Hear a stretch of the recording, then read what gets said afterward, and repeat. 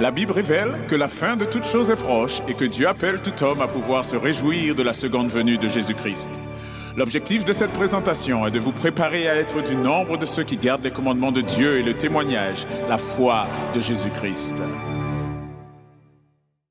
Eh bien, bonjour à toutes et à tous et bon sabbat. C'est vraiment un plaisir pour moi de pouvoir être parmi vous, avec vous. Merci de m'accueillir. Je dois me rendre au Togo demain, Dieu voulant. Et donc, je fais une escale à Toulouse. Et donc, j'ai la joie d'être accueilli par vous. Et je vous remercie et je bénis le Seigneur pour cela. Nous allons avoir ce message et afin de pouvoir commencer, je vous inviterai à invoquer la présence du Seigneur par la prière avec moi et prenons la position qu'il convient là où c'est possible.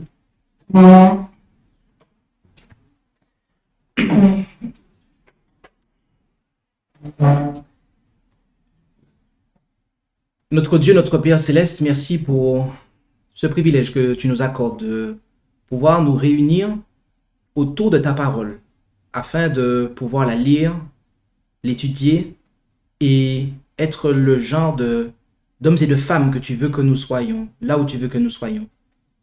Bénis chacun d'entre nous, Père, et nous t'en prions au nom de Jésus. Amen.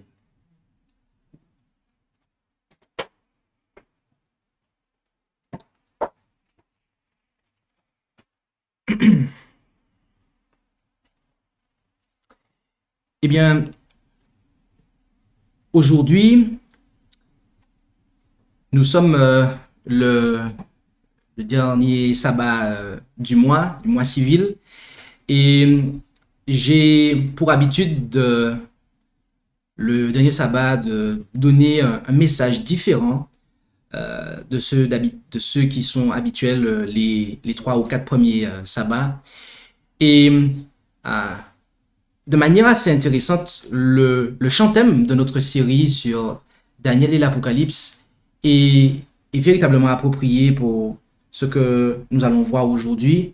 Et il ne s'agira pas d'un message sous les signes des temps, contrairement à ce que j'ai l'habitude de faire encore, mais d'un message que Dieu m'a inspiré au cours de la semaine. Et il m'arrive parfois de préparer mes messages la veille pour le lendemain, de manière à être sûr que le message soit le plus approprié pour le peuple. Et nous allons prendre un texte pour commencer qui se trouve en Apocalypse 10, verset 11, où il est dit, en Apocalypse 10, verset 11, « Alors, il me dit, il faut que tu prophétises encore sur un grand nombre de peuples et de nations et de langues et de rois. » Ici, Jean est pris comme symbole du peuple de Dieu qui a expérimenté un désappointement lorsque ils ont étudié la prophétie du livre de Daniel. Et ils se sont réjouis, ce qui représente que le petit livre, il a été doux à leur bouche. Mais après, ils ont expérimenté le désappointement puisqu'ils s'étaient trompés quant à l'événement qui devait avoir lieu. Et donc, cela a été amer dans leurs entrailles. Et ce qui, eh bien, s'est concrétisé dans leur désappointement. Et après cela, le Seigneur leur dit, en se référant à Jean, qui est un prophète, il lui dit, il faut que tu prophétises encore sur un grand nombre de peuples, de nations, de langues et de rois. Et cela va déboucher dans la proclamation du message des 3 anges. Ici, il y a le mandat qui est donné au peuple adventiste qui ont accepté le message du 3e ange de prêcher l'intégralité de ce message. Et donc, ils sont censés être à la tête. Ils sont censés, conduire les peuples, les nations, les langues et les rois. Ils sont censés les conduire où? Les conduire à Christ, à la vérité. Amen.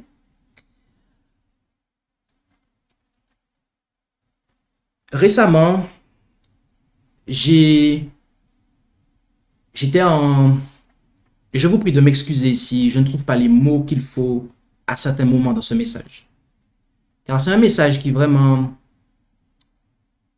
m'a beaucoup travaillé.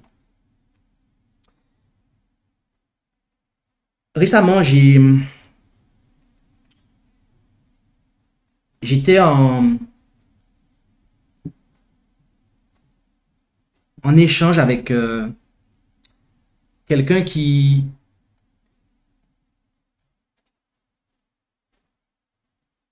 était un responsable et cette personne m'a dit,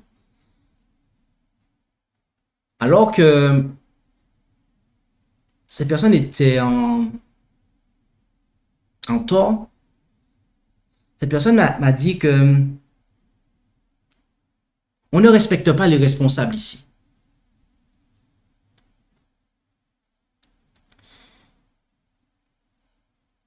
Elle a dit que on ne respectait pas les responsables. Et ça m'a interpellé. Ça m'a interpellé. Qui es-tu?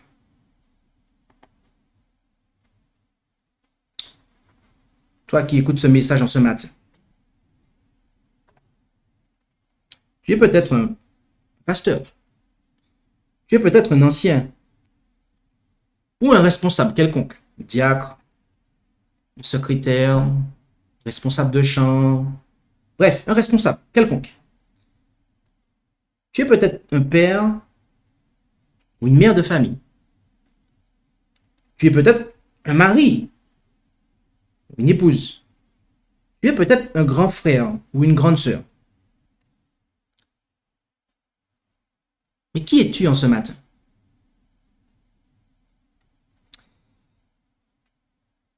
Voyez-vous, sous certains égards, dans la vie, on est soit un boss ou soit un leader. Et tel est le titre du message. Boss versus leader, qui es-tu? Qui es-tu? Dans ces différentes fonctions que tu occupes, celle de pasteur, celle d'ancien, de responsable, de père, de mère, de mari, de grand frère, de grande sœur. Dans cette position que tu as, qui es-tu? Es-tu un boss ou un leader? Telle est la question que j'aimerais que chacun d'entre nous en ce matin nous nous posions.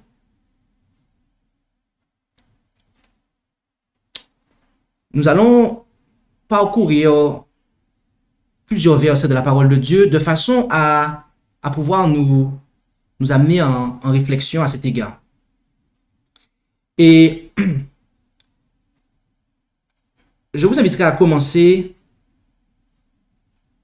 avec moi en Ésaïe 14, 13 et 14, où ici nous avons les paroles de Lucifer, celui qui devint par la suite le diable et Satan, où on nous dit, tu disais en ton cœur, je monterai aux cieux, j'élèverai mon trône par-dessus les étoiles de Dieu, je siégerai sur la montagne de l'assemblée, aux régions lointaines de l'Aquilon. Verset 14, je monterai sur les hauteurs des nues, je serai semblable au très haut. Qu'avons-nous ici? Qu'est-ce qui nous frappe ici l'esprit? Oh, moi je vois une série de première personne du singulier en fait. Je. Voyez-vous, le boss, ici il dit je en fait. Satan qui voulait être le boss en fait, qui voulait prendre le contrôle. C'est lui qui est le plus important. Maintenant, rendons-nous en Daniel 2, verset 23, où nous lisons ici, en Daniel 2, verset 23, « Ô Dieu de mes pères, je te célèbre et je te loue de ce que tu m'as donné, sagesse et force, et de ce que tu m'as fait connaître maintenant, ce que nous t'avons demandé, car tu nous as révélé l'affaire du roi. » Ici, nous avons Daniel qui a reçu une révélation de Dieu. Et Daniel, lorsqu'il bénit le Seigneur, qu'il le loue pour cela, il ne se contente pas de dire « je », mais il dit ce que nous t'avons demandé. Donc, il inclut en fait ses compagnons qui l'ont assisté en fait. Il n'est pas seul dans cette affaire. Et ici, on voit une caractéristique d'un leader. Le boss, il dit « je », mais le leader, il dit « nous ». Deuxièmement, rendons-nous en Luc 13, verset 31. Luc 13, verset 31. Et nous voyons ici qui nous est dit, ce même jour, quelques pharisiens vinrent lui dire, retire-toi d'ici et va-t'en, car Hérode veut te faire mourir. On pourrait se dire ici que ces hommes, ils faisaient quelque chose de bien, puisqu'ils faisaient que Jésus n'allait pas perdre sa vie, ils l'avertissaient. Ils lui ont dit, vas-y. Mais ils ne sont pas allés avec lui. Ils ne l'ont pas suivi. En Marc 1, verset 38, Marc 1, verset 38, ici, nous voyons quelque chose d'opposé. Nous voyons que le Seigneur déclare, allons dans les bourgades voisines, afin que j'y prêche aussi, car c'est pour cela que je suis venu. Ici, on voit notre Seigneur en tant que leader, et non pas en tant que boss, qui déclare, allons. Il déclare ici, allons. Il va avec son équipe. Allons-y. Troisièmement, et donc avant de passer au troisièmement, je récapitule ce deuxième point. Un boss, il dit, vas-y. Un leader, il dit, allons-y. Troisièmement, rendons-nous en Daniel 2, verset 5. Et c'est un passage auquel on va souvent faire allusion dans cette présentation. Daniel 2, verset 5. Le roi répondit et dit aux Chaldéens, la chose m'a échappé. Si vous ne me faites connaître le songe et son interprétation, vous serez mis en pièces et vos maisons réduites en voirie. Ici, nous voyons que un boss, il commande. Il leur commande de lui dire la chose. C'est un commandement. Il leur commande. Alors qu'en Marc 10, verset 51, nous voyons ce qui nous est dit ici. Marc 10, 51. Alors Jésus, prenant la parole, lui dit, « Que veux-tu que je fasse pour toi ?» Et l'aveugle lui répondit, « Maître, que je recouvre la vue. » Ici, notre Seigneur, il demande. Donc, troisièmement, un boss, il commande. Un leader, il demande. En Daniel 4, verset 27, nous lisons ici, « C'est pourquoi, ô roi, agrée mon conseil et mets un terme à tes péchés par la justice et à tes iniquités par la miséricorde envers les pauvres. Si ta prospérité doit se prolonger. » Et il a été dit ici, très précisément, j'ai donné Daniel 4, verset 27, mais en fait c'est Daniel 2, verset 5. Et encore une fois,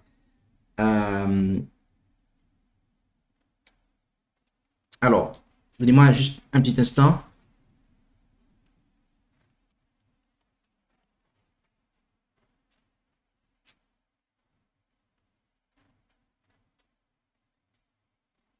D'accord. En Daniel 4, verset, c'est effectivement Daniel 4. Et à la suite de cela, lorsqu'on lit la suite du verset 27, toutes ces choses arrivèrent au roi Nebuchadnezzar. Au bout de 12 mois, comme il se promenait sur le palais royal de Babylone, le roi prit la parole et dit, c'est le verset 30 très précisément, n'est-ce pas ici la grande Babylone que j'ai bâtie pour être la demeure royale, pour la puissance de ma force et pour la gloire de ma magnificence? Ici, on voit ici que le roi de Babylone, il s'attribue le mérite de la réussite. Babylone, que j'ai bâti pour être ma demeure, la puissance de ma force. Il s'attribue le mérite. Ça, c'est le comportement d'un boss. Mais un leader, voilà comment il va se comporter. Luc 10, verset 20. En Luc 10, verset 20, toutefois, dit Jésus, ne vous réjouissez pas de ce que les esprits vous sont assujettis, mais réjouissez-vous plutôt de ce que vos noms sont inscrits dans les cieux. Les esprits sont vraiment assujettis à qui? Est-ce que sans le Christ, les mauvais esprits pouvaient être assujettis aux disciples? Non. Mais Jésus leur dit, ne vous réjouissez pas de ce que les esprits vous sont assujettis. Ils partageaient le pouvoir de Jésus, en fait. Et donc, Jésus leur parle en ce sens-là. Ainsi, quatrièmement, le boss s'attribue le mérite de la réussite, tandis que le leader, il partage le mérite de la réussite. En Amos 8, verset 5, nous allons voir une autre caractéristique d'un boss, où il est dit, qui dit, quand la nouvelle lune sera-t-elle passée, pour que nous vendions le blé et le sabbat, pour que nous ouvrions les greniers, en diminuant les phares, en augmentant le cycle et en faussant la balance pour tromper. Ici, nous voyons que le boss, il profite des gens. Il considère les gens, mais de manière à pouvoir profiter d'eux. Qu'est-ce qu'il va pouvoir tirer d'eux, en fait? Alors que le leader, en Marc 3, versets 14 et 13, nous voyons ce qu'il fait. Marc 3, versets 14 et 13, il monta, et très précisément 13 et 14, excusez-moi, il monta ensuite sur la montagne et appela ceux qu'il jugea à propos, et ils vinrent à lui. Et il en établit 12 pour être avec lui et les envoyer prêcher. Et pour avoir, verset 15, la puissance de guérir les malades et de chasser les démons. Et lorsqu'on continue par la suite, on voit dans ce contexte-là que Jésus, il en a sélectionné 12, il les a choisis, il les a formés et il les a envoyés prêcher. Donc, ici, cinquièmement, on voit que le boss, il va profiter des gens, tandis que le leader, il va en fait les étudier, il va en fait lui-même aussi étudier, de manière à pouvoir, former les gens. En Genèse 3, verset 12, nous avons là un autre comportement d'un boss.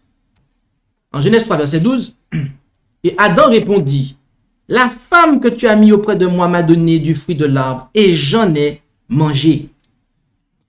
Ici, on voit que le boss, il va rejeter la faute sur les autres. Alors que le leader, il va opérer de la façon suivante. Lui qui n'a point épargné son propre fils, mais qui l'a livré pour nous tous, comment ne nous donnera-t-il point toutes choses avec lui? Ici, on voit que comment Dieu a agi. Dieu aurait pu dire, vous avez péché, vous êtes nuls, c'est fini pour vous, vous avez mis le désordre dans mon univers. Non. Dieu, il prend cette responsabilité et il agit pour que cette faute soit corrigée en Jésus. Et on voit aussi ce même comportement avec Daniel. Lorsqu'il a prié, il a dit, nous avons péché. Alors que ce n'était pas lui en personne, en fait, qui avait péché. C'était ses pères. C'était les rois. Mais lorsqu'il intercède pour Dieu, il dit, nous.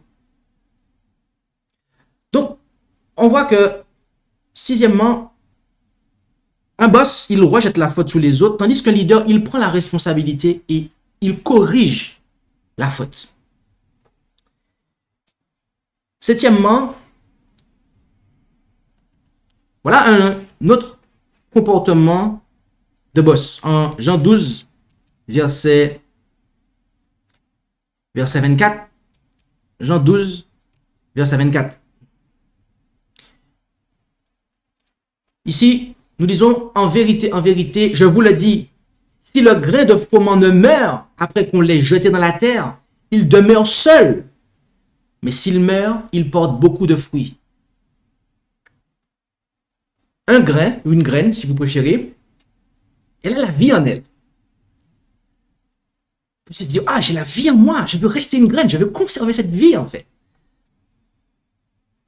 Mais qu'est-ce qui va se passer si elle conserve cette vie, en fait? Elle va mourir avec. Tandis que si elle meurt à elle-même, qu'est-ce qui va se passer? Il y aura la vie par derrière qui va profiter à d'autres.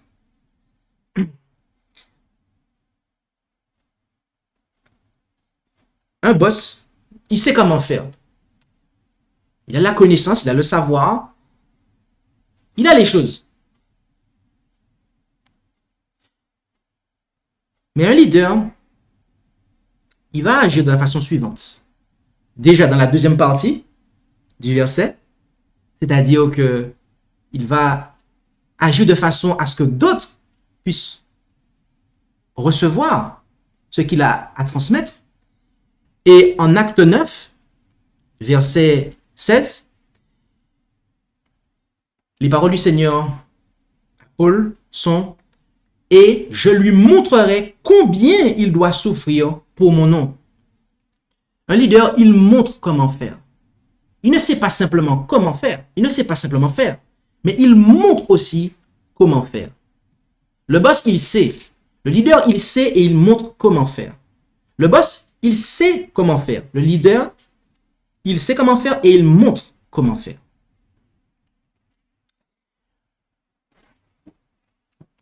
Daniel 2, verset 5, nous y revenons encore une fois.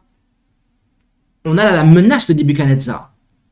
Le comportement de boss qui terrifie et qui inspire la peur. Alors qu'un leader, on va le voir en Matthieu 9, verset 2, et on lui présenta un paralytique couché sur un lit. Et Jésus, voyant la foi de ces gens-là, dit au paralytique, « Prends courage, mon fils, tes péchés te sont pardonnés. » Contrairement au boss qui va terrifier, inspirer la peur, le leader va motiver, soutenir, générer l'enthousiasme.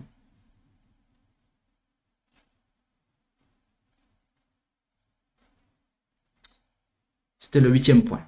9e point.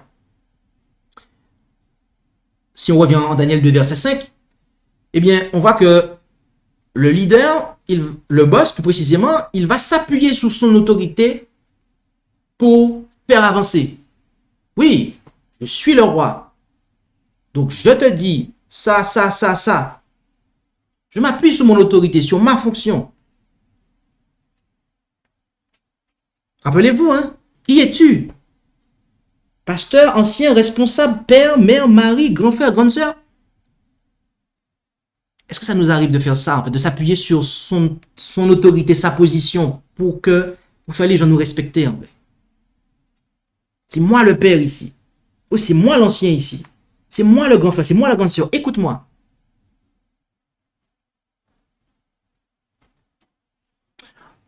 Voyons voir comment le leader agit à cet égard.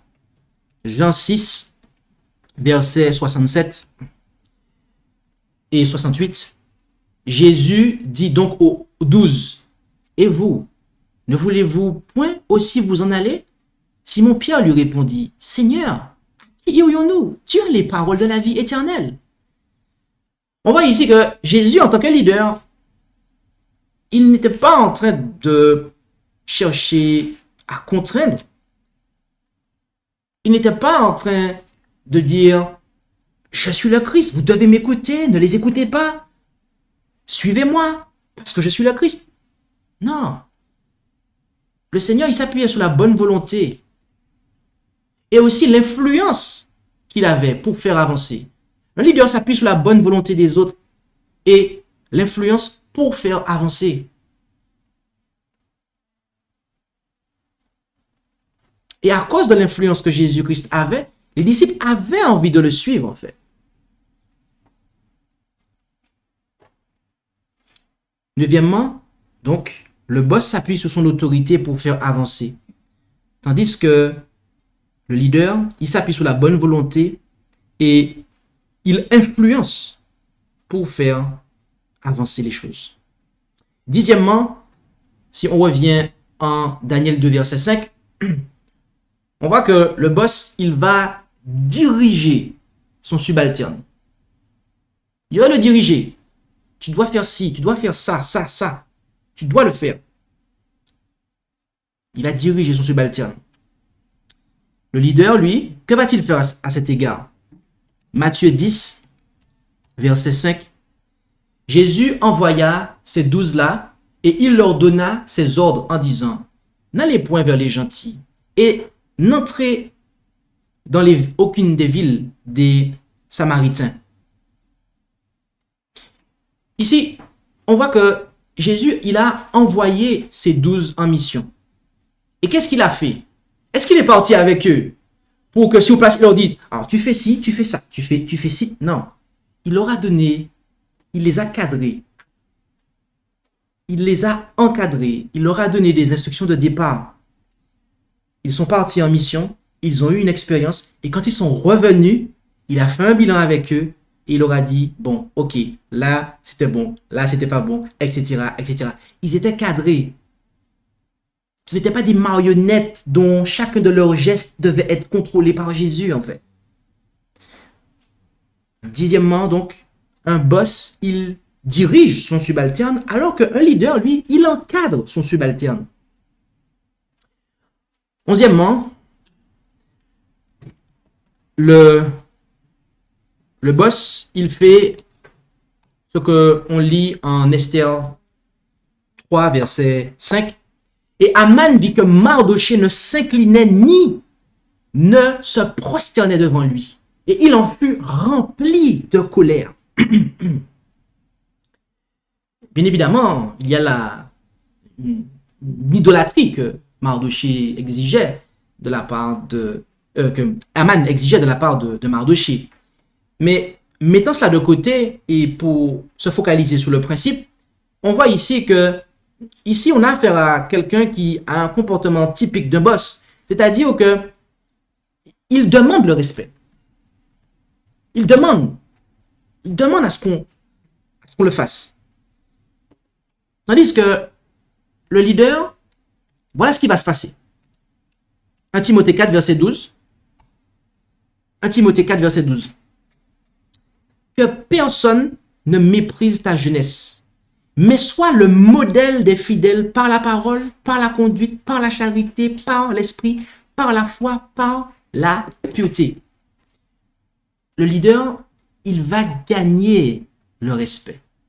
Alors là où le boss va le demander, il va le commander. C'est ce qu'on pouvait voir en 11e point. 12e, le boss fait ce qui suit en Matthieu 20, verset 25. Et Jésus, les ayant appelés, leur dit, « Vous savez que les princes des nations les dominent et que les grands leur commandent avec autorité. » Ici, nous voyons que un boss, il fait son subalterne se sentir inférieur. Il fait son subalterne se sentir inférieur. Alors que Le leader, il va agir comme on peut le voir en Matthieu 28, verset 19. Matthieu 28, verset 19. Allez donc et instruisez toutes les nations, les baptisant au nom du Père, du Fils et du Saint-Esprit, et leur apprenant à garder tout ce que je vous ai commandé. Et voici, je suis avec vous tous les jours jusqu'à la fin du monde. Amen. Le leader, il fait confiance à son subalterne. Oui.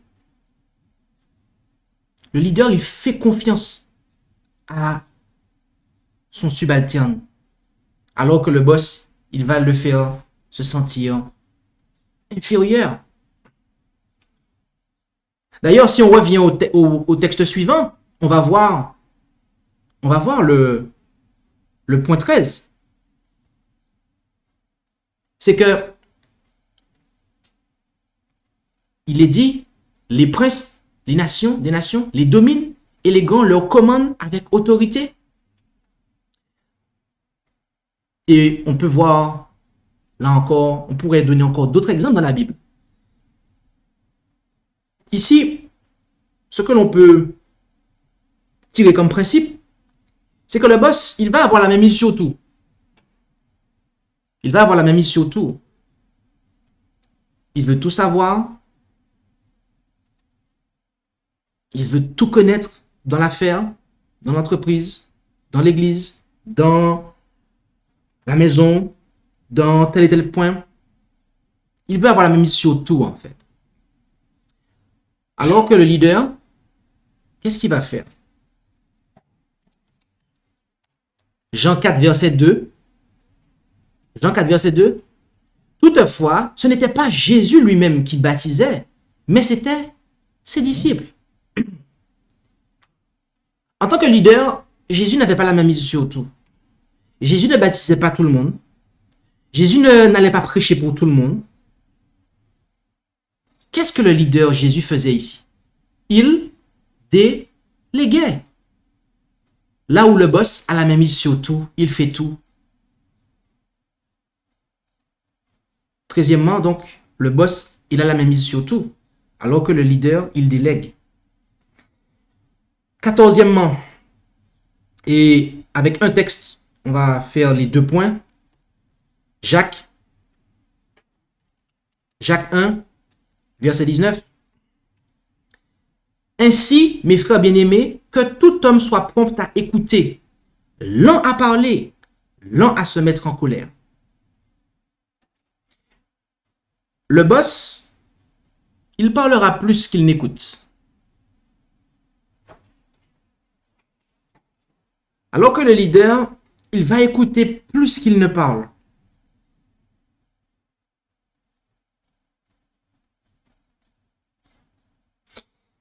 Quinzièmement, revenons en Daniel 2, verset 5.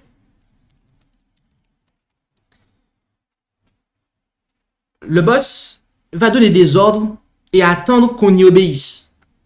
C'est ce que Nebuchadnezzar faisait. Alors que le leader, lui, il va se comporter comme on peut le voir en Matthieu 22, verset 42. Il leur dit, que vous semble-t-il du Christ? De qui est-il fils? Ils lui répondirent, de David. Et il continua. Et il leur dit, comment donc David l'appelle-t-il par l'Esprit son Seigneur en disant, etc., etc. Le leader, c'est quelqu'un qui, contrairement au boss, il collabore. Il est ouvert à la discussion, poser des questions, récolter les réponses, mais aussi à tout commentaire.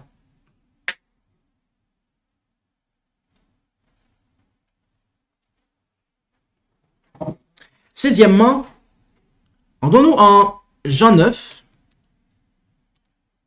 verset 33. Si celui-ci n'était pas de Dieu, il ne pourrait rien faire. Verset 34, ils lui répondirent, tu es né tout entier dans le péché et tu nous enseignes. et ils le chassèrent. Le boss, ici on voit qu'il anticipe les choses, ce que l'on va dire, mais aussi il ignore ce que autrui partage. Il n'est pas, autrement dit, enseignable en fait.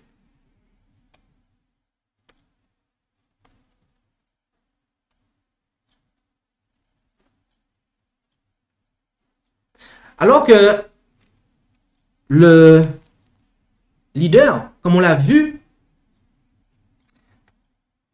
en Jacques 1, verset 19, eh bien, il est prompt à écouter et l'en à parler. Cela signifie que,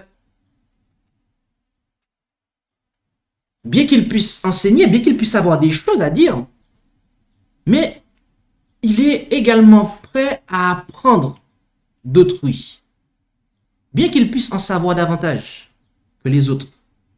Mais il aura la conscience qu'il ne sait pas tout et que celui qui est en face de lui peut lui apprendre quelque chose.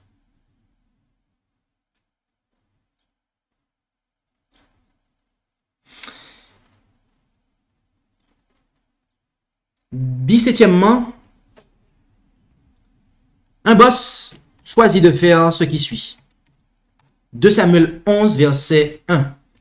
L'an d'après, au temps où les rois se mettaient en campagne, David envoya Joab et avec lui ses serviteurs et tout Israël. Et ils ravagèrent le pays des enfants d'Amnon et assiégèrent Rabat. Mais David demeura à Jérusalem. On pourrait se dire que waouh, c'est génial. David, le roi, il a envoyé, ils sont allés, ils ont ravagé. On pourrait se dire waouh, c'est formidable. Mais bien aimé, il y a un problème ici. Et d'ailleurs, ce verset-là, en fait, va expliquer pourquoi David a péché par la suite avec Bathsheba. C'est parce que, en tant que leader, il est censé être devant l'armée et conduire l'armée au combat, en fait, et montrer l'exemple.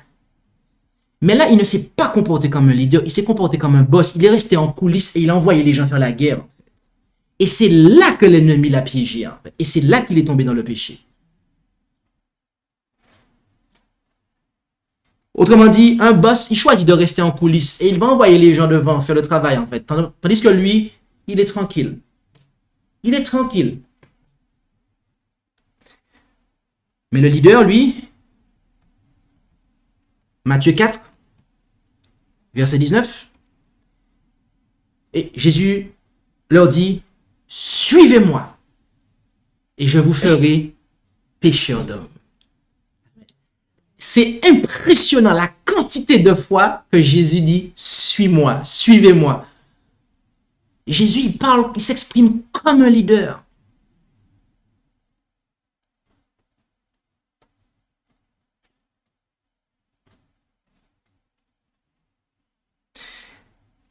Dix-huitièmement, revenons en Daniel 2, verset 5. On voit comment Nebuchadnezzar s'est comporté. Le boss, il va gronder autrui, comme Nebuchadnezzar l'a fait. Tandis que le leader, il va agir comme suit. Apocalypse 3, verset 18.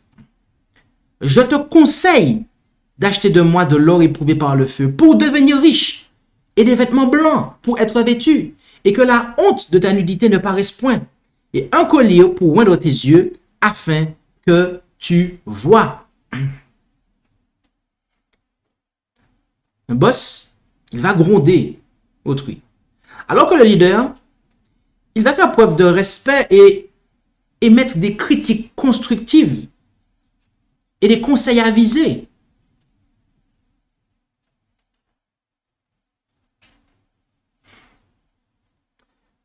En Esther 5, verset 13. Mais tout cela ne me suffit pas, dit Aman. aussi longtemps que je verrai Mardochée, le juif, assis à la porte du roi. Ici, on voit que Haman, en plus qu'il demandait le respect, mais il agissait selon des préférences personnelles. La tête d'Haman ne lui revenait pas.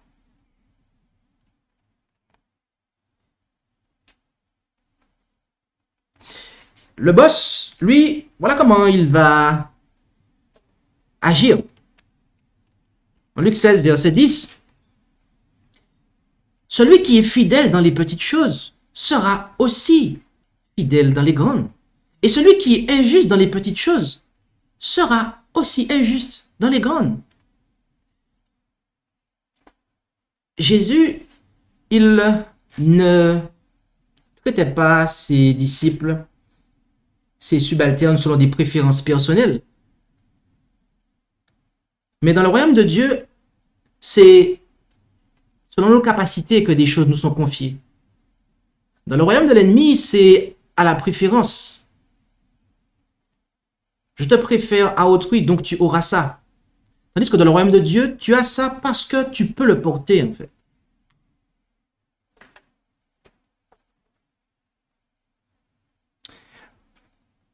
En Zacharie 3, verset 4, on va voir le 20e point. Et l'ange prit la parole et dit à ceux qui se tenaient devant lui. Et très précisément, Zacharie 3, verset 1er. D'accord? Verset 1er. Et jusqu'au verset 4. Puis l'Éternel me fit voir Joshua, le grand sacrificateur, debout devant l'ange de l'Éternel, et Satan se tenait à sa droite pour s'opposer à lui. Et ici, on voit que Satan, on voit ce qu'il fait. On voit ce qu'il fait. Que fait-il? Il accuse. Il met l'accent sur quoi? Sur les faiblesses. C'est ce que le boss fait. Mais le leader, lui, que va-t-il faire? Matthieu 25, verset 15. Matthieu 25, verset 15. Et à l'un, il donna 5 talents, à l'autre 2, et à l'autre 1, à chacun selon ses forces. Et il partit aussitôt. Le leader, il va prendre en compte les forces de l'individu. Il va prendre en compte les forces de l'individu et mettre en valeur ces forces-là.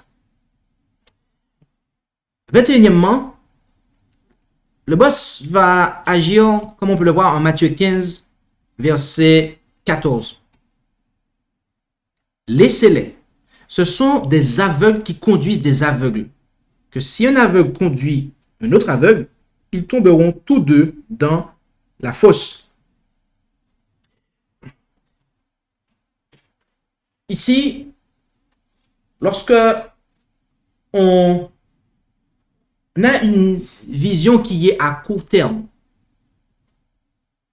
lorsqu'on ne considère que ce qui est juste devant nous et qu'on ne regarde pas plus loin, qu'est-ce qui va se passer en fait? On va tomber. Parce que regarder uniquement à court terme, permettez-moi de vous le dire, mais c'est une forme d'aveuglement. Tandis que le leader, lui, il regarde, notamment à long terme.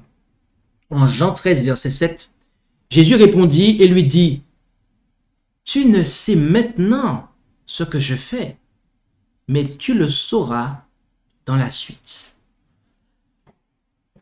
Le leader, il pense à long terme, alors que le boss, il pense à court terme. Il pense à court terme.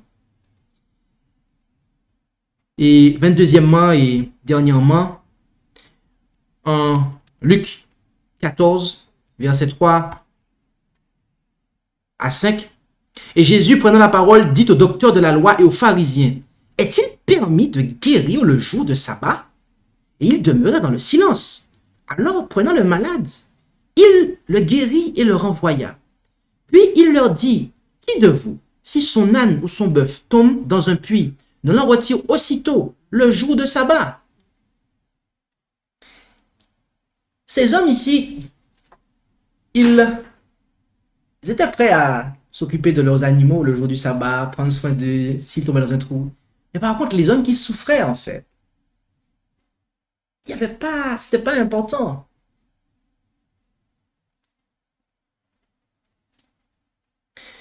Le boss, il se focalise sur les tâches, les délais. Il n'y a que ça qui compte. Alors que le leader, il va se focaliser sur les gens, le relationnel, le bien-être.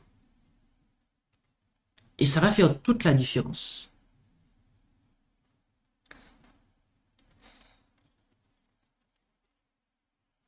Qui es-tu, mon ami? Qui sommes-nous en tant qu'individus? En tant que pasteur, ancien, responsable? En tant que père, en tant que mère, mari, grand frère, grande sœur? Sommes-nous un boss ou un leader? Bien-aimé, le Seigneur veut que nous soyons un peuple qui annonce le message. Un peuple qui va conduire les nations au Christ. Mais on ne pourra jamais y arriver si on se comporte tel un boss. On ne pourra jamais y arriver, en fait, si on ne fait que se comporter comme un boss. On ne pourra y arriver que si on cherche à imiter le Seigneur et ses serviteurs en tant que leader. Et quel que soit le niveau où nous sommes, que ce soit du point de vue de la société même. Mais je ne suis pas un politicien, donc je ne vais pas insister là-dessus. Mais même en matière de société, en fait, on doit se comporter comme un leader. Que ce soit au niveau des responsabilités ecclésiales, que ce soit au niveau des responsabilités familiales, à tous les niveaux, nous devons chercher à imiter le Seigneur. Et voyez-vous, pour être un leader, eh bien, il faut que Jésus soit notre leader. Pour que nous puissions corriger les points sur lesquels nous manquons d'être un leader. D'accord? Si nous avons des points qui sont dans la partie de gauche et qui ne sont pas encore dans la partie de droite, eh bien, nous devons regarder à Jésus de façon à ce que nous puissions passer de boss à leader. Que nous puissions passer d'une grande sœur, d'un grand frère boss à une grande sœur et un grand frère leader. D'un mari boss à un mari leader. D'une mère boss à une mère de famille leader. D'un père boss à un père de famille leader. D'un responsable boss à des responsables leaders. Des anciens des diacres boss à des anciens et des diacres leaders. Des ministres, des pasteurs boss, de ministres à pasteurs leaders. Car Jésus-Christ, notre Seigneur, il est notre leader. Et il nous dit ce que nous voyons en Matthieu 4, verset 19, qu'on a lu tout à l'heure. Matthieu 4, verset 19. Suis-moi, suivez-moi, et je vous ferai pécheurs d'hommes. Si nous le suivons, eh bien, il fera de nous des pécheurs d'hommes. Autrement dit, dans notre contexte ici de ce matin, des leaders, des hommes et des femmes qui vont conduire les autres à Jésus. Et Bien-aimé, je tiens à dire quelque chose. Il a été dit que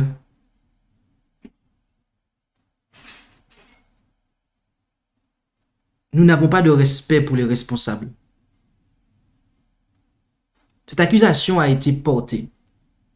Nous n'avons pas de respect pour les responsables. Et je prends le mot responsable de manière à anonymiser une fonction.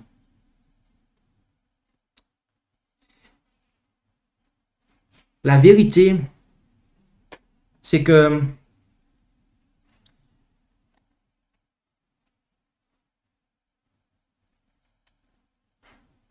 dans notre mouvement, dans la vérité présente, dans notre œuvre organisée,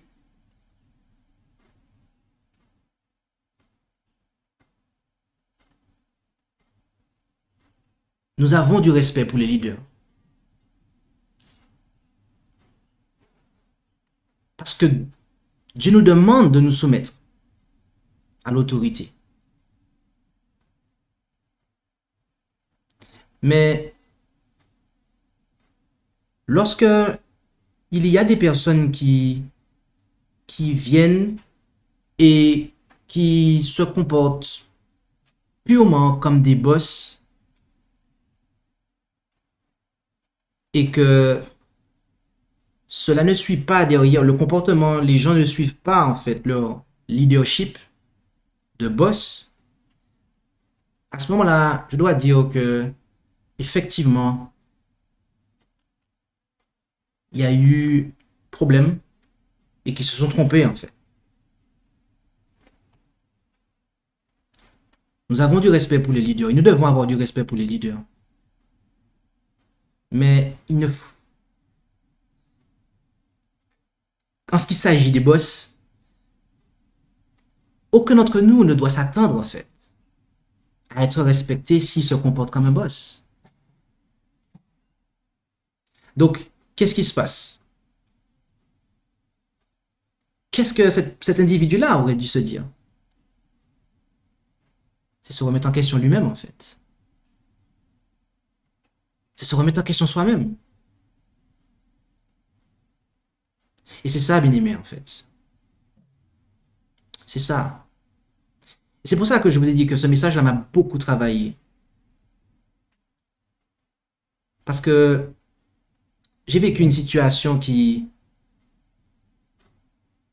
m'a vraiment fait réfléchir à tous ces points. Et bien aimé, le Seigneur nous appelle à cela, en fait. Il nous appelle au leadership et pas au patronat. Il n'y a pas de place dans l'église pour le patronage. Il n'y a pas de place dans l'église pour ça. En fait. Il n'y a pas de place dans le royaume de Dieu pour le patronage. Le Dieu lui-même que nous servons avec son Fils, il ne se comporte pas en aucune manière comme des boss. Et de ce fait, il n'y a pour nous aucun modèle pour agir comme ça. C'est pour cela que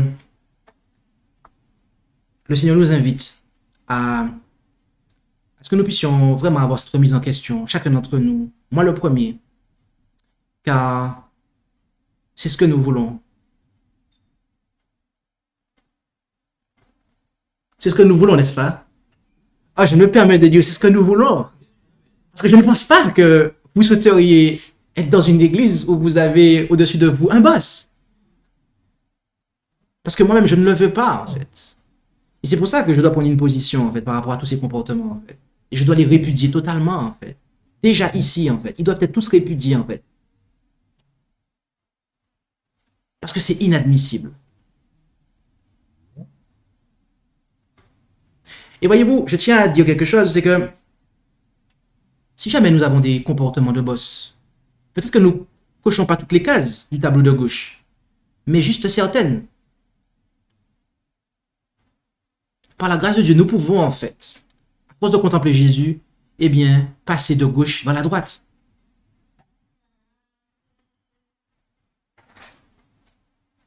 Mais de grâce, Ne rejetons pas la faute sur autrui, alors que c'est nous-mêmes qui avons des changements à faire. De grâce, acceptons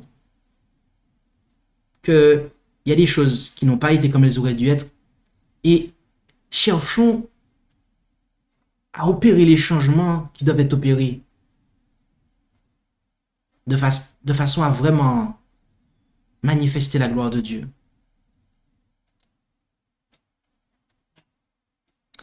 Qui es-tu en ce matin, mon ami?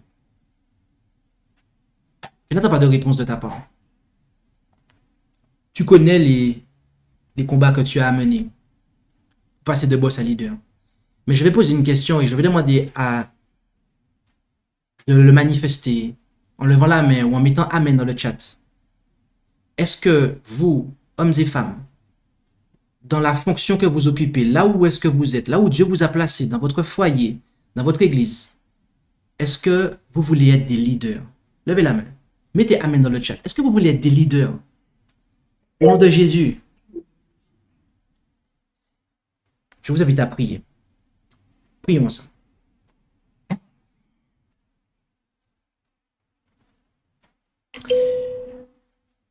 Notre Dieu, notre Père céleste, merci pour ce moment que nous avons passé dans ta parole, où nous avons vu ce qu'il en est.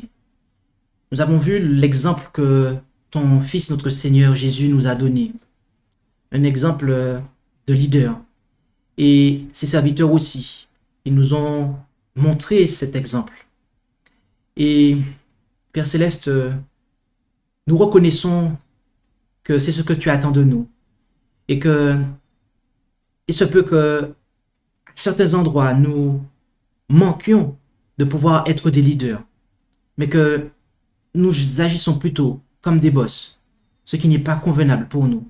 Alors aide-nous à prendre conscience de ces choses. Aide-nous à opérer les changements qu'il faut par ta grâce, afin que nous puissions être les hommes et les femmes que tu veux que nous soyons, là où tu veux que nous soyons, quelle que soit notre sphère d'influence. Aide-nous et fais de nous des leaders afin de pouvoir conduire les hommes à ton Fils Jésus-Christ, la vérité, et ce pour ta gloire. Bénis chacun d'entre nous, Père Céleste, et nous t'en prions au nom de Jésus. Amen.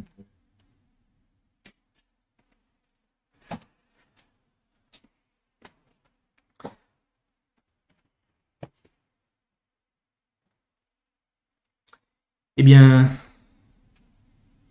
notre moment n'est pas terminé. Nous avons encore 15 minutes et nous allons avoir un moment de questions-réponses. Et pour ceux qui le souhaitent, donc, nous vous invitons à pouvoir, eh bien, poser vos questions et nous allons les traiter. Si vous avez des questions à poser, nous vous invitons à les faire dans le chat de la webconférence.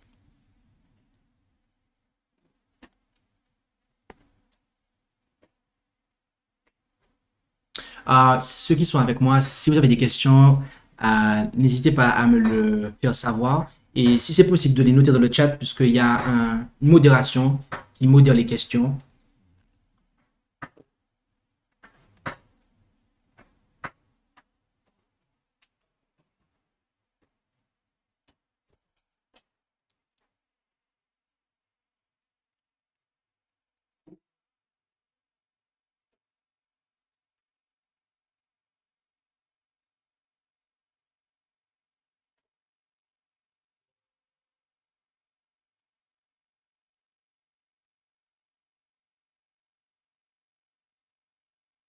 OK.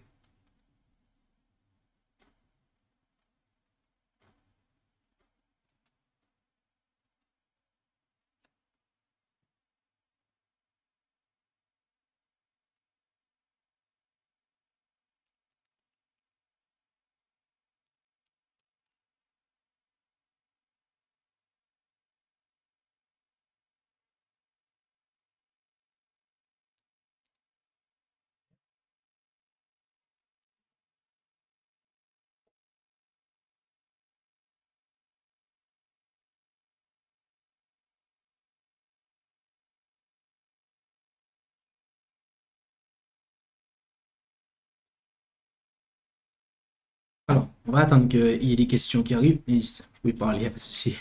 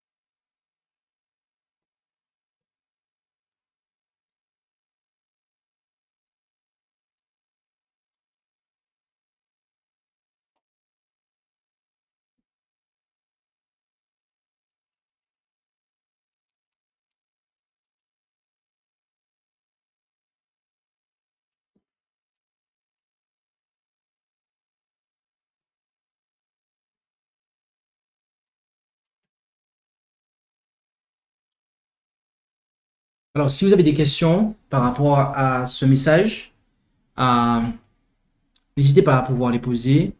Et il nous reste quelques minutes de façon à pouvoir prendre les questions. Et, et ceux qui sont avec moi, il faut me le signaler pour que je puisse vous dire comment la question peut passer dans le canal de traitement. Oui, juste. Un individu est toujours conscient d'être un boss. Alors,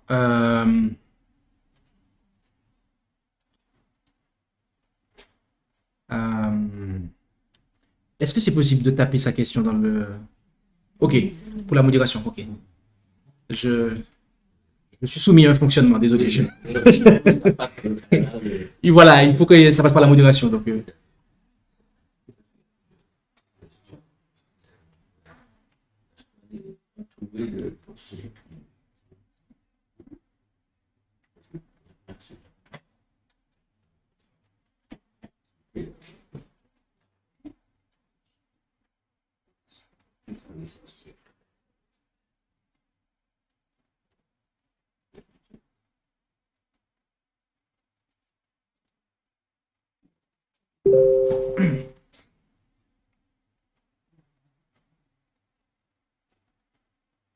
alors, première question. Comment faire comprendre à un boss qu'il ne se comporte pas comme un leader afin qu'il écoute véritablement? En fait, si quelqu'un ne veut pas écouter, vous aurez beau lui parler, il ne vous écoutera pas, en fait. Donc, il n'y a que si la personne a de l'humilité qu'elle va écouter. Euh, donc,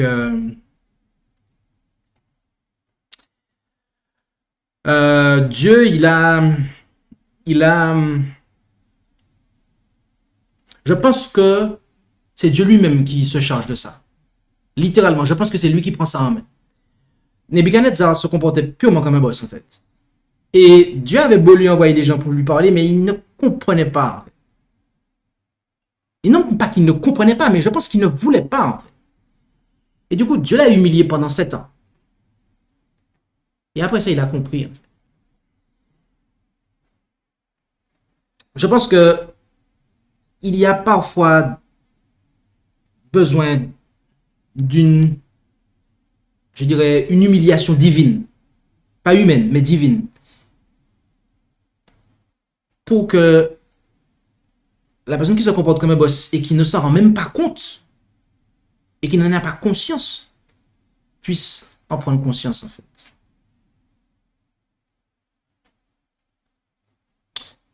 Donc, je ne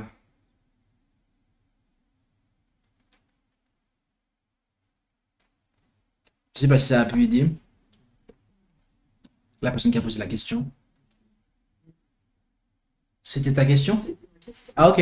Ah ok, ok. C'était votre question, ok. Ah, c'était bon? Ok, good. Um,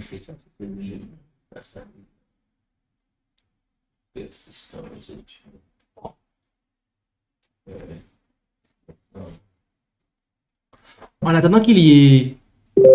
Alors, deuxième question. Comment devenir ou rester un leader quand la personne en face ne nous écoute pas et en sachant qu'il aura des préjudices négatifs? Ok. Comment devenir ou rester un leader quand la personne en face ne nous écoute pas et en sachant qu'il aura des préjugés. Alors, je pense qu'il y a des... si c'est possible de reprendre la question, de la retraiter, parce que j'ai l'impression qu'il y a des erreurs.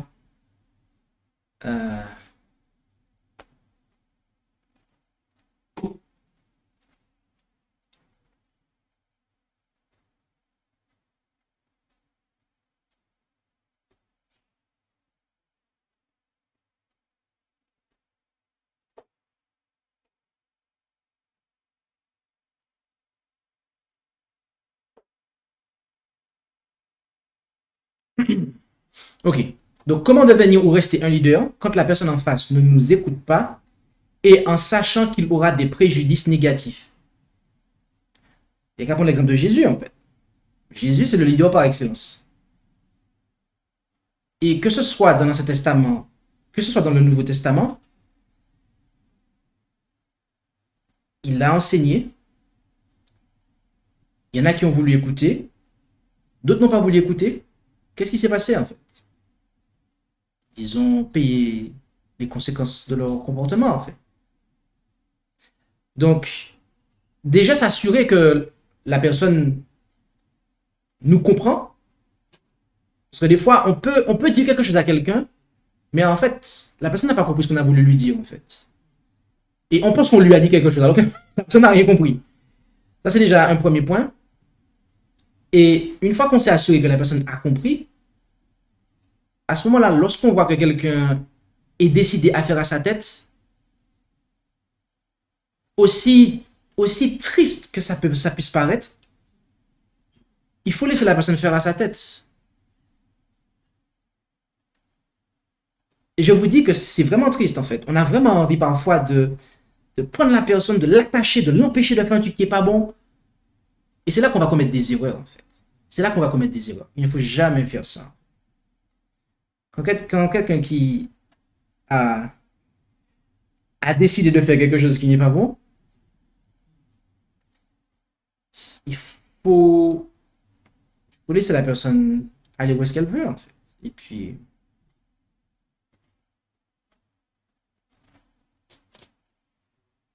je ne sais pas quoi répondre de plus.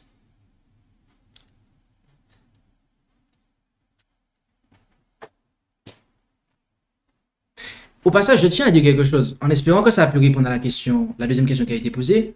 Nous avons dans cette présentation présenté 22 points. Boss versus leader. Il y en a d'autres, mais ce sont les 22 points qui, voilà, c'est le minimum, on va dire, qui pouvait être présenté dans un laps de temps acceptable. Et on pourrait dire que c'est l'essentiel qui a été présenté. Et donc voilà, donc ça c'est un point que je voulais dire aussi. Et on me dira si la deuxième question a trouvé réponse.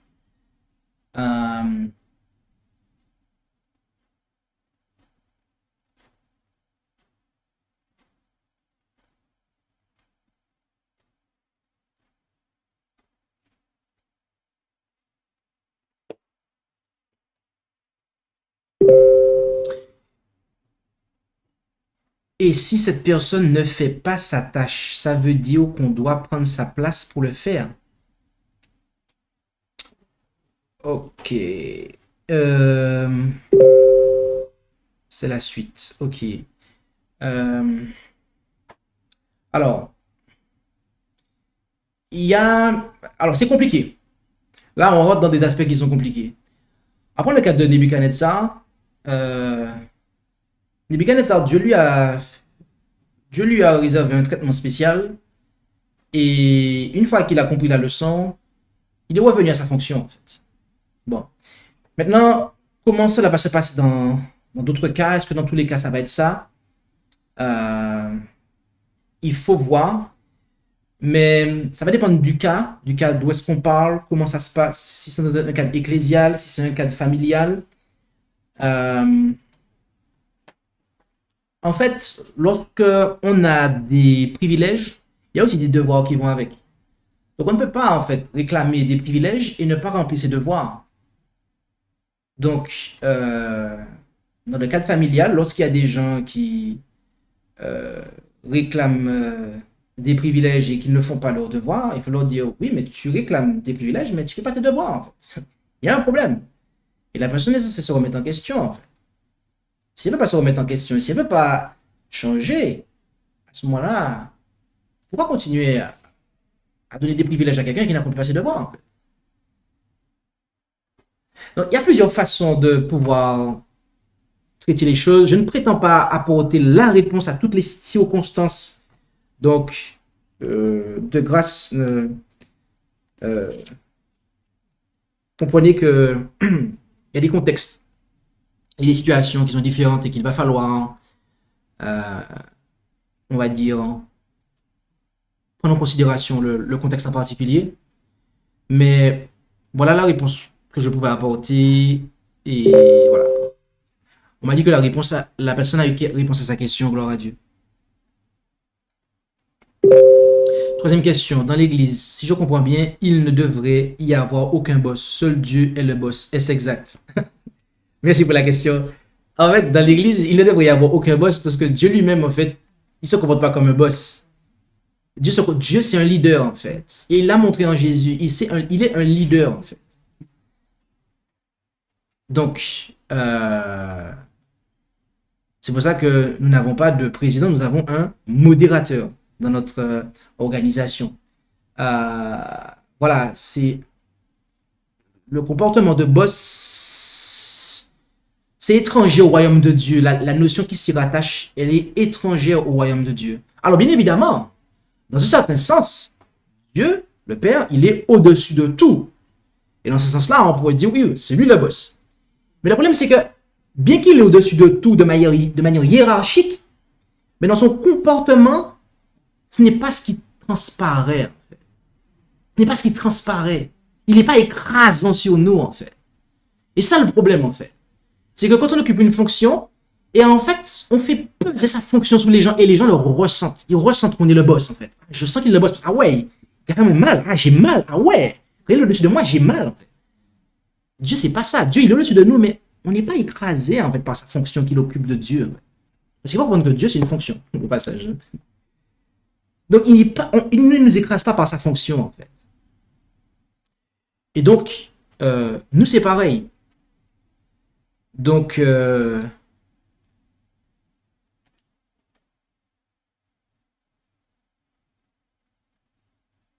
du coup, voilà, je ne sais pas si la personne a une réponse à sa question.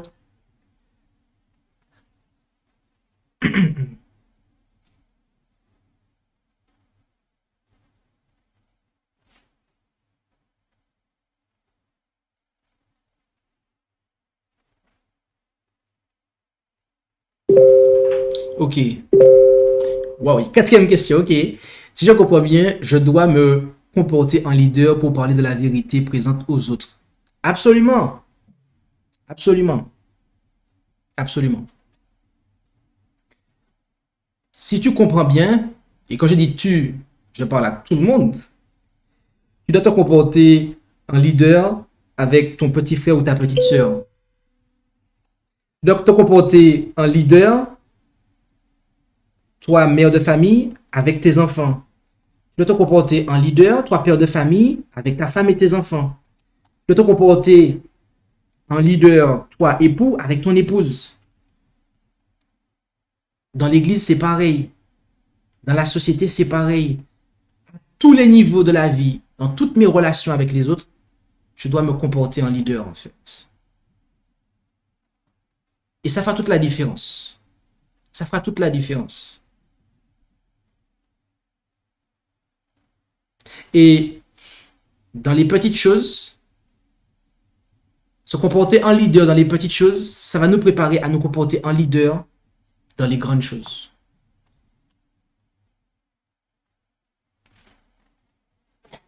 Si je me comporte en leader dans les sphères inférieures, je me comporterai en leader dans les sphères supérieures.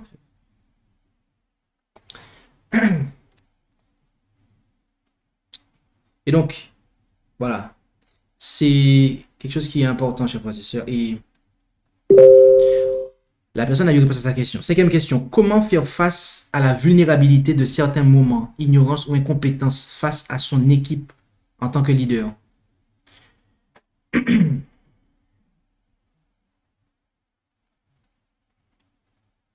Euh, comme on l'a vu,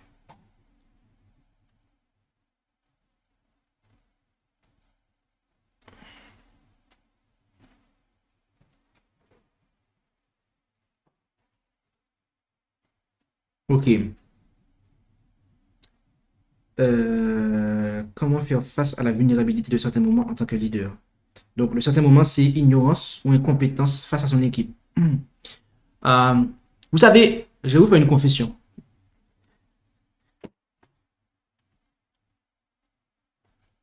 Je suis un responsable qui, chaque jour, apprend davantage comment être un bon leader.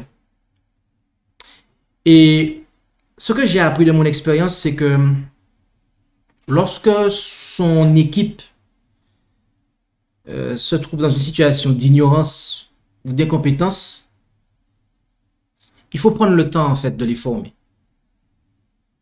Il faut baisser les délais. Il faut diminuer un peu les tâches de manière à pouvoir les former. Jésus, c'est ce qu'il a fait. Avant de les envoyer en mission, il leur a donné des instructions rudimentaires de base. Il les a envoyés. Il a écouté ce qu'ils avaient à dire, comment ça s'est passé, et il a noté. Donc, on doit faire attention de ne pas mettre le niveau trop haut à son petit frère, à sa petite sœur. Maman et papa aux enfants. Le mari à son épouse. Les responsables à leurs subalternes. Les anciens et les ministres aux membres d'église. On doit prendre en considération. Abraham, il avait toute une troupe avec lui en fait. Et il adaptait la marche du troupeau aux enfants. Donc, on doit, effectivement, on est un leader, on sait comment faire, on a le cap, on sait où est-ce qu'on doit aller, etc. C'est bien, mais ce n'est pas suffisant. On doit amener tout le monde avec nous en fait. Et donc, on doit prendre le temps. Et donc, c'est pour ça que c'est important, dans une équipe, dans une famille, dans une église, eh bien, qu'il y ait des feedbacks qui soient faits, que les membres de la famille, les enfants, dans l'église, les membres d'église fassent des retours au leadership, de manière à ce que le leadership sache que qu'est-ce qui se passe derrière en fait. Peut-être qu'ils ont oublié de regarder derrière et qu'on a mis des deadlines, des tâches, des délais qui ne sont pas sages en fait. Donc c'est important, et je le dis, et je le répète, mais d'abord je vais le dire avant de le répéter. S'il y a quoi que ce soit que vous avez à dire, que vous avez à me dire, n'hésitez pas à me le dire. Et si je vous le dis pour moi, c'est valable aussi pour tous les autres en fait. Que personne ne pense que on ne peut rien le lui dire. Je sais qu'il n'y a pas longtemps, il y a quelqu'un qui m'a dit, la personne m'a dit quelque chose de la façon suivante. Elle m'a dit, mais je peux parler, je peux dire quelque chose. Ça m'a fait sourire quand la personne a dit ça. En fait, la personne pensait qu'elle n'avait pas son mot à dire en fait. Alors peut-être que cette personne-là a reçu des impressions que elle n'avait pas son mot à dire et que c'était comme ça et pas autrement. Mais la vérité, c'est que, bien aimé, dans le royaume de Dieu, nous pouvons dire quelque chose. Il y a une différence entre poser des questions, donner son avis, et puis chercher à mettre le bazar. Parce qu'il y a des fois, en fait, on se fait passer pour... Il y a un extrême là aussi. C'est que il y a des gens qui peuvent se taire parce qu'ils n'ont pas envie de passer pour le trouble fait. Ils n'ont pas envie de passer pour la personne qui dérange, en fait. Parce qu'il y a effectivement des personnes qui ne sont pas leaders, mais qui sont plutôt des subalternes et qui, en fin de compte, ne cherchent pas l'harmonie, en fait. Et depuis le bas, ils cherchent à mettre le désordre. Mais c'est reconnaissable. C'est reconnaissable. Mais on peut poser des questions, on peut demander, on peut émettre une critique constructive, on peut suggérer des améliorations, en fait. En tout cas, moi, personnellement, je suis ouvert à tout cela. Et toute l'équipe, toute l'église, nous tous, nous devrions être ouverts à cela, bien aimés. Et surtout, quand les critiques, les remarques viennent de Dieu, sont dans la parole, sont dans l'inspiration. On doit se remettre en question, en fait. On doit se remettre en question. Comme je vous l'ai dit, demain, je désire être un meilleur responsable que hier. Chaque jour, je désire parfaire mon leadership. Et nous tous, nous devrions vouloir le parfaire. Et pour cela, cela implique que nous reconnaissions que il y a des choses qui ne vont pas. On doit être capable de pouvoir l'écouter, se remettre en question. Ça demande de l'humilité, en fait.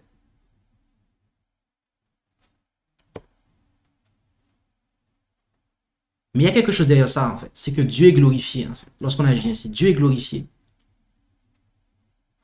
Et les personnes pour lesquelles on travaille, ils seront mieux. Ils se sentiront mieux dans leur expérience avec Dieu, en fait. Si on se comporte comme un leader. Ce qui ne sera pas le cas si on se comporte comme un boss, en fait.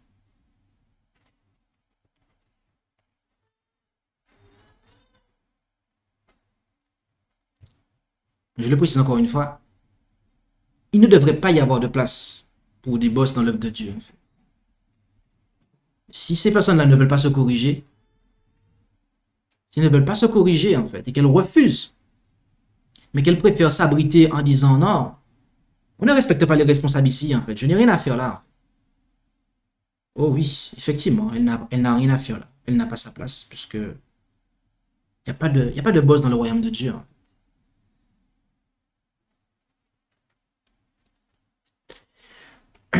Est-ce qu'il y a d'autres questions?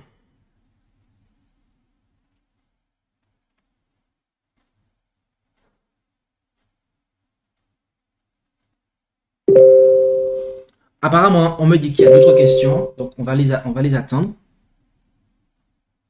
Oui, on va attendre les autres questions, il n'y a pas de souci.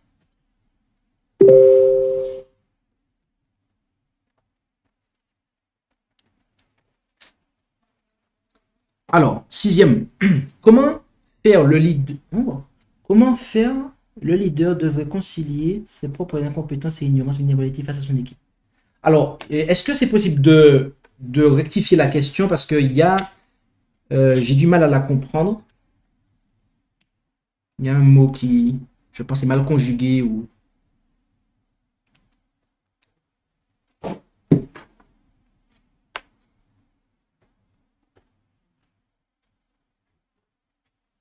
Ah, ok. Comment devrait... Non, je comprends toujours pas la question, désolé. Si on peut la corriger pour moi.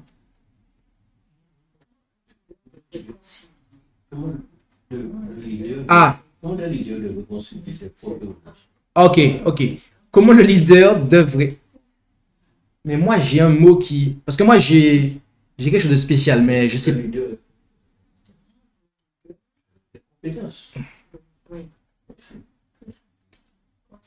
Alors, je suis désolé, mais dans le chat, apparemment, la question est mieux posée que dans ce que j'ai sous les yeux. Mais comment...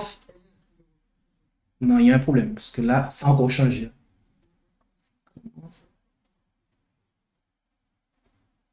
Ah, la question est posée ici. Ah, d'accord, ok, ok. Bon, on va attendre, on va attendre. Ok, on va attendre.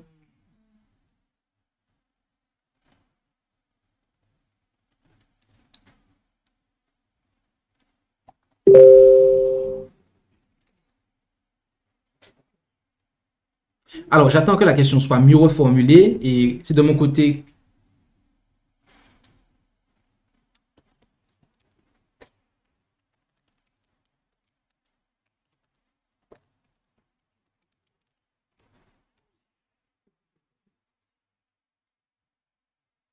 Alors, je vais essayer de voir si c'est ça. Comment le leader devrait concilier ses propres incompétences et ignorances, vulnérabilité face à son équipe. C'est bien ça? Donc, je reprends. Comment le leader devrait concilier ses propres incompétences et ignorances face à son équipe. Devrait concilier, d'accord, ses propres incompétences et ignorances face à son équipe.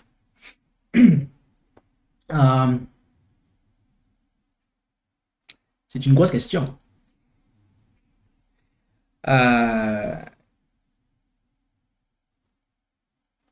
Je pense qu'il m'est déjà arrivé à plusieurs reprises de me trouver dans cette position-là. Et de ne pas avoir la compétence pour faire quelque chose ou de ne pas avoir même la connaissance pour faire quelque chose.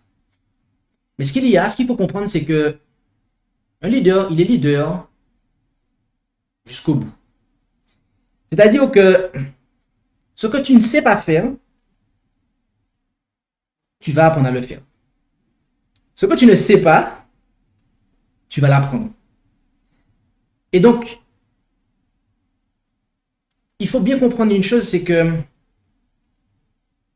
le boss, il estime que il n'a plus rien à apprendre, il est arrivé et il est boss, c'est juste cela, il n'y a plus d'efforts à fournir, il n'y a plus d'apprentissage, il n'y a plus...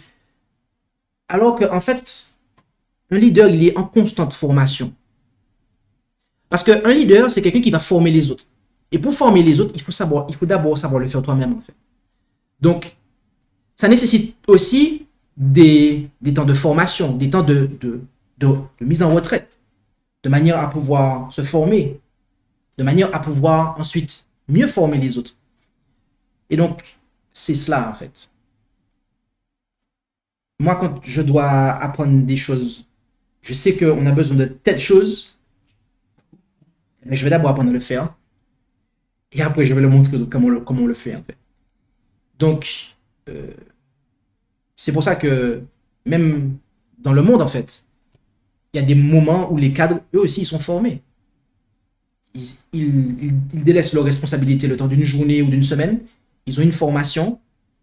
Et après, ils reprennent leur activité. Et après, ils peuvent continuer à encadrer les autres. Et donc, c'est ça, en fait. Et c'est la même chose dans la famille, dans le mariage, dans l'église. On doit reconnaître parfois qu'on ne sait pas faire, ou qu'on ne sait pas. Et que, eh bien, il convient d'apprendre comment faire. Il convient d'apprendre ce qu'il faut apprendre de manière à pouvoir, eh bien,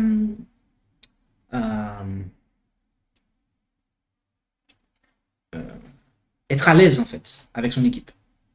Donc, je ne sais pas si ça a pu satisfaire. Ou je ne sais pas si je suis passé à côté.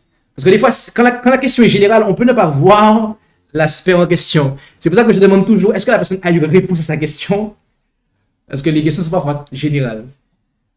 Il y a une question peut-être. Il faut bosser pour devenir leader. Ah oui, pour être leader, il faut bosser et ça demande des efforts, ça demande plus que ceux qui ne le sont pas. Oui, tout à fait. Donc, Pour devenir leader, il faut apprendre déjà à bosser. oui, il faut apprendre à bosser. Il faut être travailleur en fait. C'est pour ça qu'un leader, il peut pas rester. C'est pour ça que j'ai mis cette diapo là. Le boss, lui, il est derrière, il se fait tirer en fait. Alors que le leader, il est devant en fait. Et il conduit, et il montre. Et c'est ça en fait. D'accord? Il est là, donc, Ok. Quelle attitude face boss, ignorant, incompétent peut-on avoir? Doit-on subir? Quelle attitude doit-on avoir face à un boss incompétent et ignorant? Est-ce qu'on doit subir? Ah, ok, ok. Alors, il faut savoir que quelqu'un qui se comporte comme un boss, c'est une âme à gagner.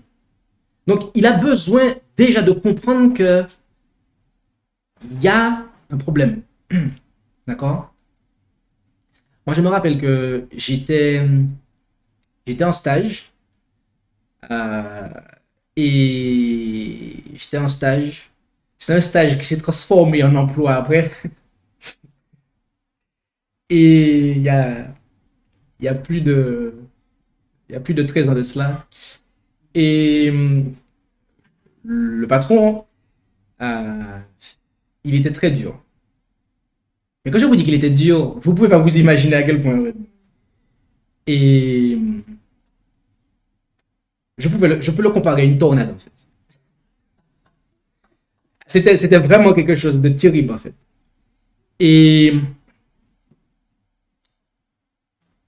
et donc, dès qu'il me disait quelque chose, je le faisais, je l'exécutais.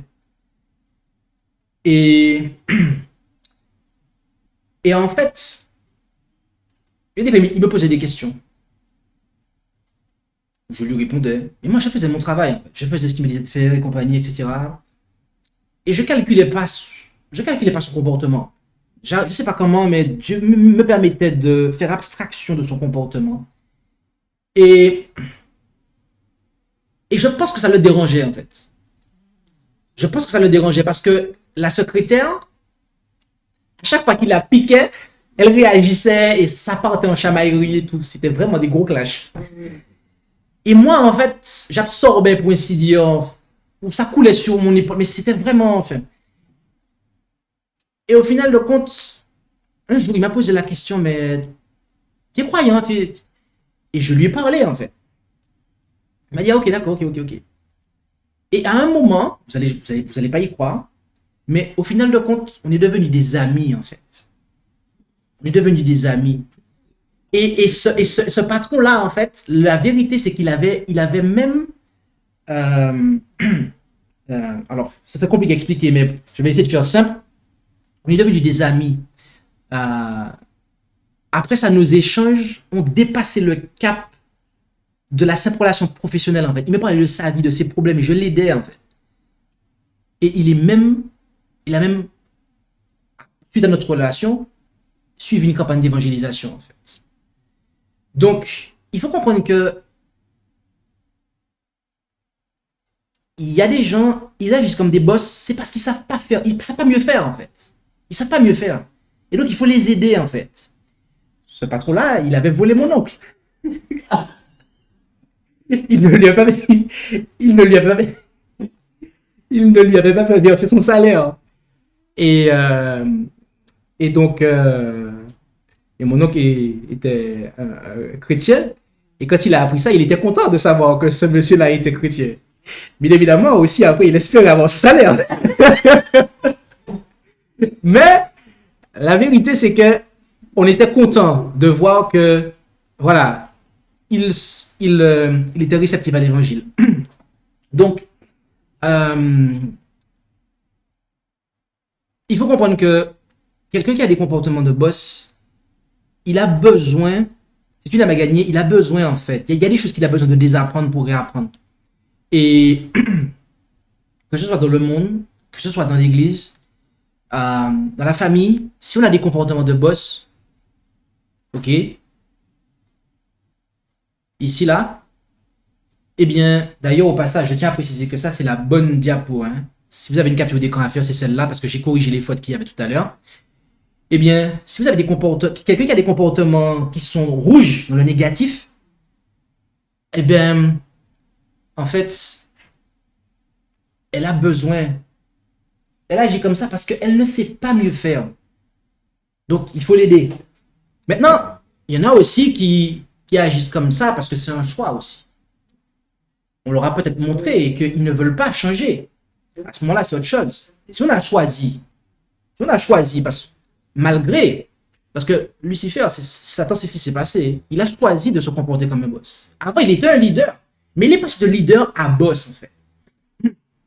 Et donc, à ce moment-là, je veux dire, quand la personne a fait son choix, à ce moment-là, on peut plus rester à se soumettre, en fait.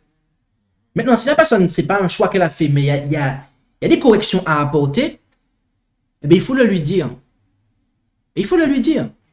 Tu es responsable, tu lui dire, mais tu n'es pas parfait, tu commets des erreurs. Il faut te corriger. Alors, je dis ça comme ça, mais je résume. Ok? Les personnes doivent entendre, en fait.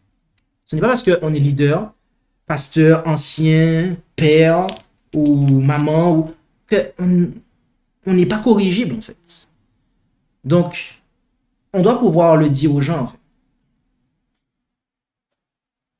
Moi, j'ai pas dit ça au patron tout de suite. Alors, j'ai vu qu'il y avait des choses qui devaient changer. Oula!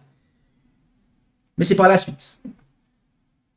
D'ailleurs, je pense même pas que je lui ai vraiment dit, oh, vous devriez faire comme ci, comme ça. En fait, je pense plus que c'était ma façon d'agir qui l'a perturbé et qui faisait que ça l'apaisait, en fait. Et des fois, on n'aurait même pas besoin de parler. La personne, si vraiment, voilà, elle va le percevoir d'elle-même. Peut-être pour d'autres personnes, il va falloir le leur dire. Mais voilà. Est-ce qu'il y a d'autres questions? Alors, 7e question. Comment pourrait-on délicatement aider quelqu'un qui agit comme un boss à prendre conscience de la nécessité d'incarner le rôle de leader plutôt que celui de boss? Oula. Il faut prier pour la personne. Il faut prier pour la personne. Il faut prier avec la personne. Et il faut exhorter la personne. Voilà. Donc, car il se considère comme un leader, bien qu'il agisse davantage comme un boss, sans en être pleinement conscient. C'est ce que je viens de dire. Il faut prier pour la personne, prier avec la personne, exhorter la personne. Et donc voilà. Il y en a certains, ils sont conscients. Pardon? C'est quelqu'un de l'église. Alors, Si c'est pas si c'est un païen, si c'est quelqu'un de l'église, tu fais la différence. Ok, tu fais la différence. Très bien. Euh, Pierre avait, qui était disciple de Jésus, il avait en fait des comportements, des fois qui n'étaient pas un comportement de leader en fait. Il n'avait pas des fois des comportements qui étaient ceux de leader. Et pourtant, il était dans l'église du Christ en fait. Christ a fondé son église du moment qu'il a établi les 12. Les 12 n'étaient pas parfaits. Ils n'étaient pas parfaits. Il y avait des choses qui étaient corrigibles. Mais à force d'entendre les enseignements de Jésus, à force de vivre à ses côtés, d'observer, de voir comment il agissait, eh bien, ça leur a permis de désapprendre pour réapprendre. Il faut poser parfois la question à la personne, mais tu as agi comme ça. Et voilà les conséquences. Est-ce que ça te plaît, en fait, d'agir comme ça? Est-ce que ça te plaît de voir ça? Si la personne, en fait, vous fait comprendre que oui, et que c'est comme ça, c'est pas autrement, à ce moment-là, c'est quand même grave, en fait. Parce que la personne n'est pas consciente qu'elle agit mal et qu'elle n'a pas envie de changer. D'accord? Et donc, voilà. J'ai été confronté à ça il n'y a pas longtemps, en fait. De quelqu'un que j'exhortais. Et je lui faisais comprendre les choses. La personne semblait entendre ce que je lui disais. Mais au final de compte, elle a, en fin de compte, justifié tous ses comportements de boss, en fait.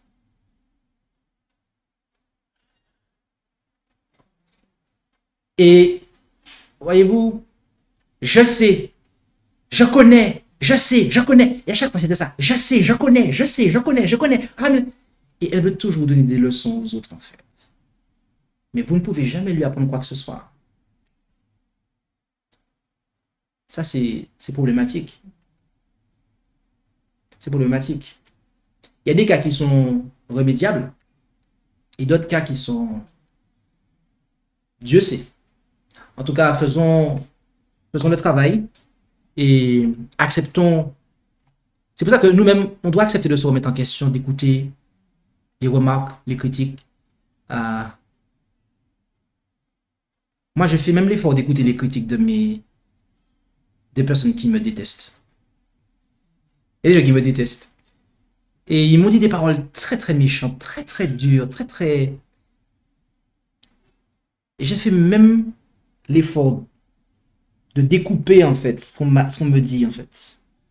Je me dis, ah, ok, là j'entends, là tu m'en veux, mais là tu me dis un truc, tu as raison, c'est vrai. D'accord, je vais le corriger. Je vais le corriger. Il n'y a pas de souci. Même si tu me détestes, même si tu me tournes ton dos. Ok? J'ai entendu. Il n'y a pas de souci.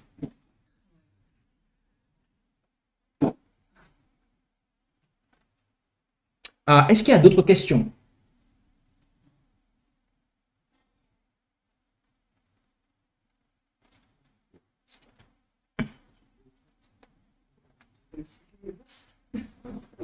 Oh oui, le sujet est vaste.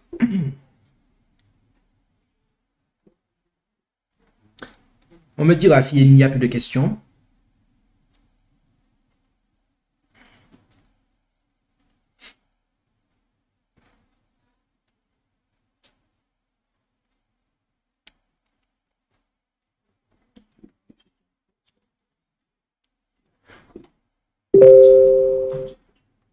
Par rapport à ce que tu viens de dire, écouter des personnes animées par le mal, n'est-ce pas écouter l'ennemi et donc tomber dans la tentation?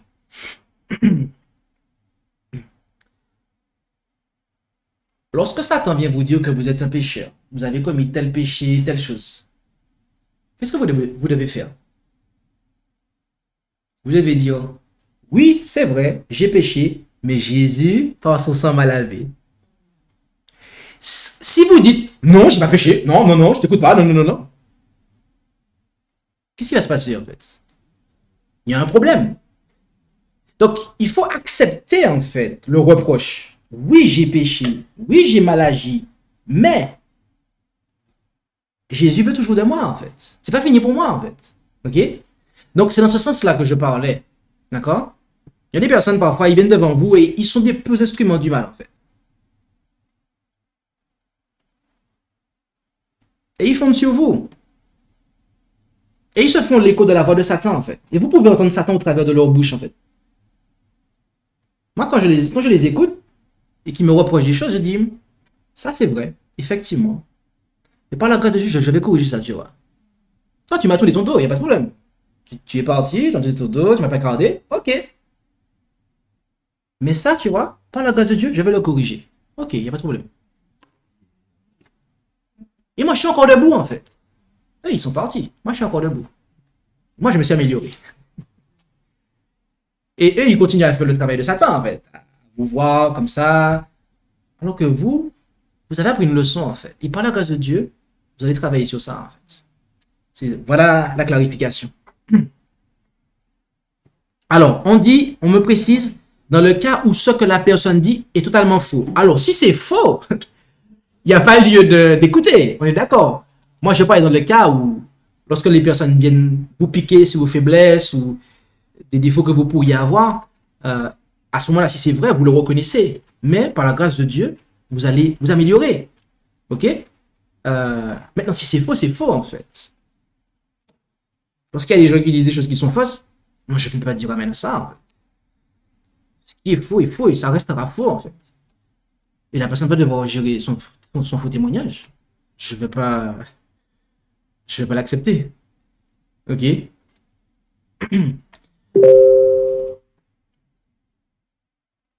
Alors.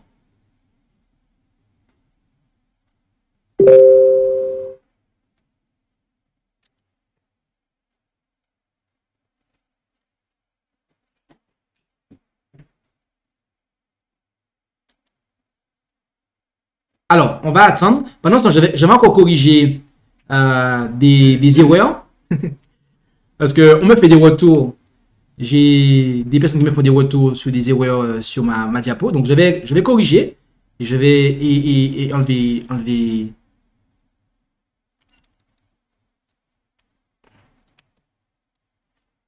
Voilà, je vais corriger. Et on va prendre une autre question.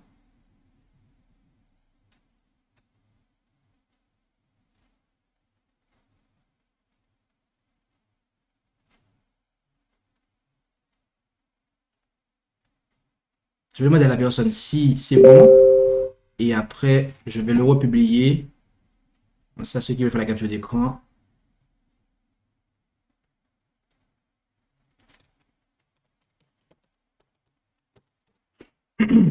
Alors, sur le point 21 du tableau, que veut dire penser à court terme du boss à long terme pour le leader?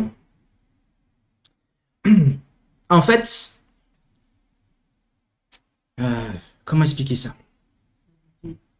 Pardon? La vision, effectivement. La vision, quand on...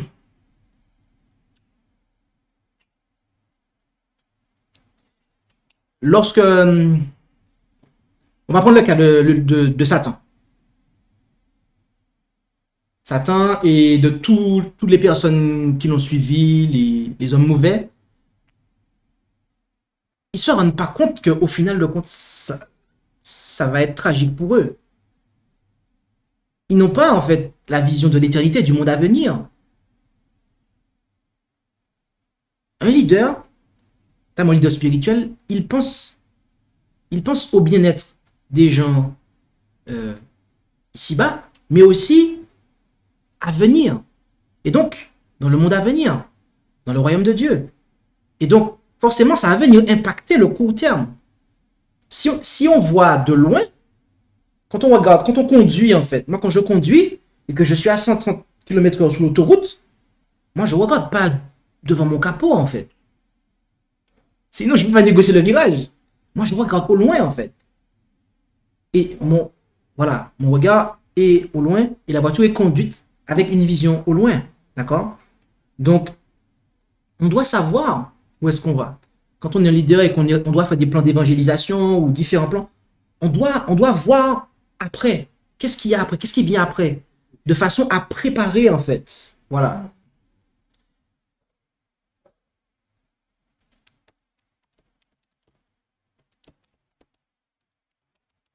Ok, alors mon correcteur m'a corrigé sur ça. Donc je vais réafficher dans quelques instants la...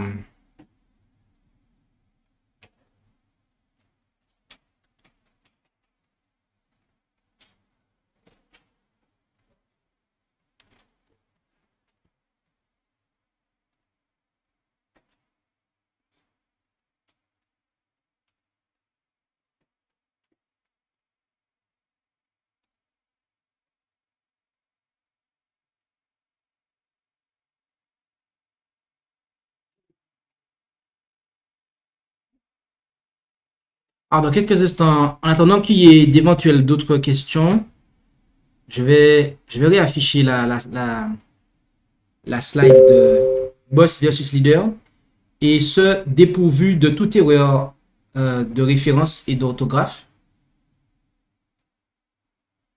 Parce qu'il y avait des erreurs résiduelles dans le document. Et normalement, le voici dépourvu d'erreur. C'est bien cela. Donc là, si vous faites une capture d'écran, c'est la bonne. C'est fini. Eh bien, nous allons, étant donné que nous avons déjà prié, nous allons laisser la place au chant. Merci d'avoir écouté cette présentation avec intérêt. Pour plus d'informations, consultez notre site internet lereste.org et suivez-nous sur Facebook ainsi que sur YouTube à @lereste. Vous pouvez aussi nous contacter par email à info@lereste.org ou par téléphone au +33 6 12 60 13 69.